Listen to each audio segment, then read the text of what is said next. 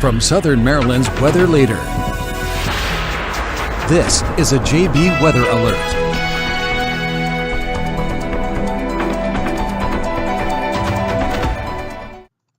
Hello and good evening. I'm Forecaster John Bordash with you still here in the JB Weather Center, continuing to track that thread of severe weather that exists across the area as we head throughout the evening.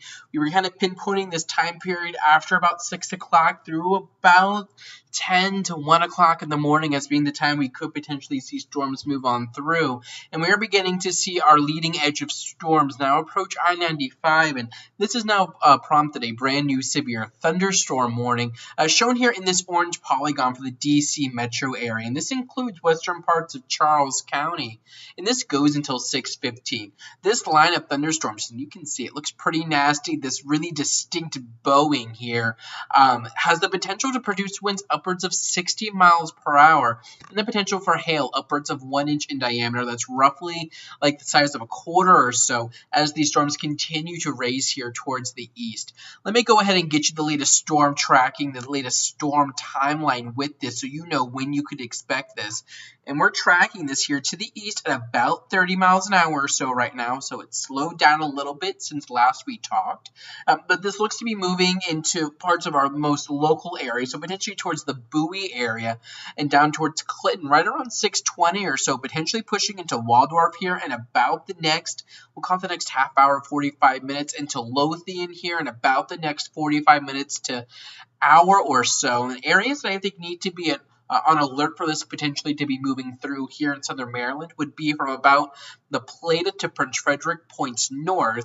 With that said, it is very possible that we see additional storm development down to the south here, down towards Culpeper. And if that happens, then that part of this line could try to sweep through southern parts of our region.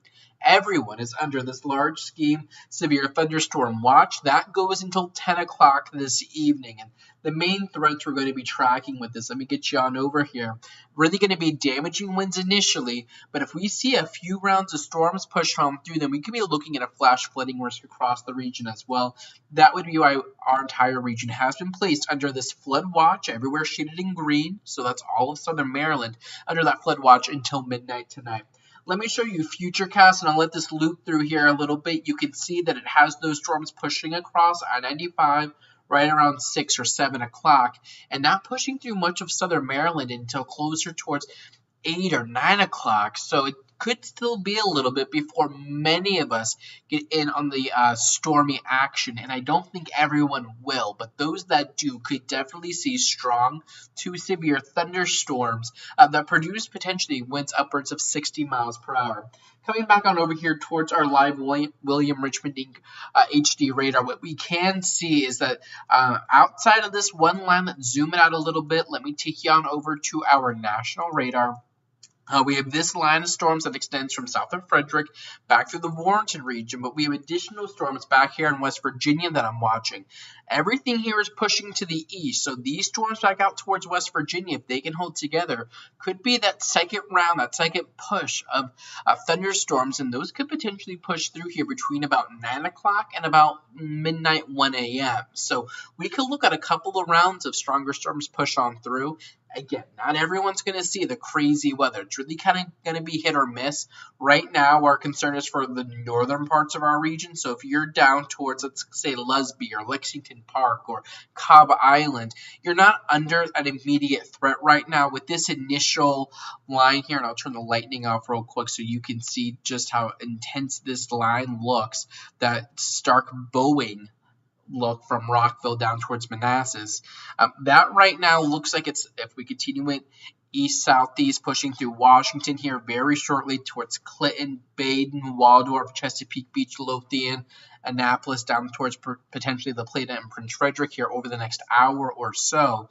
Down here to the south with this initial route, it's really going to be dependent on how the backside of this line, it's through Warrenton and Luray, if that can start to organize a little bit, extend further south as this pushes east. If that is the case, then we could see those storms push through pretty strong storms here in about the next hour and a half. So southern zones, you're probably in the clear here for the next hour or two, but it really will depend on the exact trajectory here of this line. The way way our radar is estimating the storm tracks with this, you can kind of see they're all over the place. The general motion, though, here is to the east. And we're going to continue to watch this. We have noted that we have seen upwards of 1 inch in diameter hail. And if I come on over to our sensitive mode to take a look at some of the winds that we've noted with this line, make sure that we're to the right product here. Now let me turn the severe thunderstorm watch off quickly.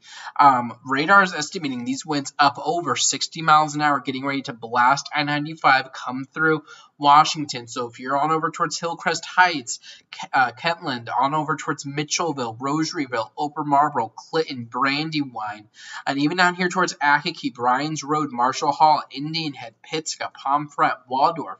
So really from 301 points west, I would get ready for this, as this could be pushing through with some pretty gusty winds and some heavy rain as well. And then outside of this, again, we'll track this further east and we'll see if we can get southern development as well.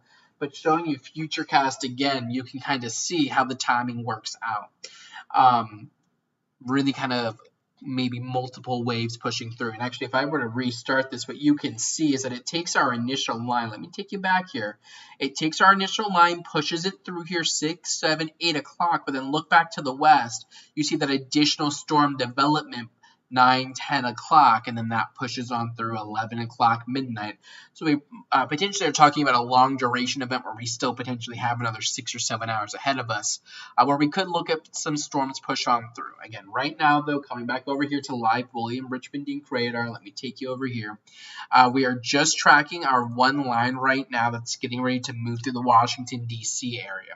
I will continue to have updates here on Facebook where the vast majority of you are watching me. I also recommend heading on over to jbweather.net. You are able to not only access live radar and Futurecast. I'm not sure many people know that, but we also have the live blog ongoing today, and I can show you that quickly. Let me switch screens here. And this is what that looks like. You come on over here, the live blog, and all of my updates are here, live streams, warnings, continuous updates, and it's really all in one location for you. And you click on over here to the radar tab and close that out. And you'll be able to not only play with radar and zoom in, but you'll be able to access Futurecast as well.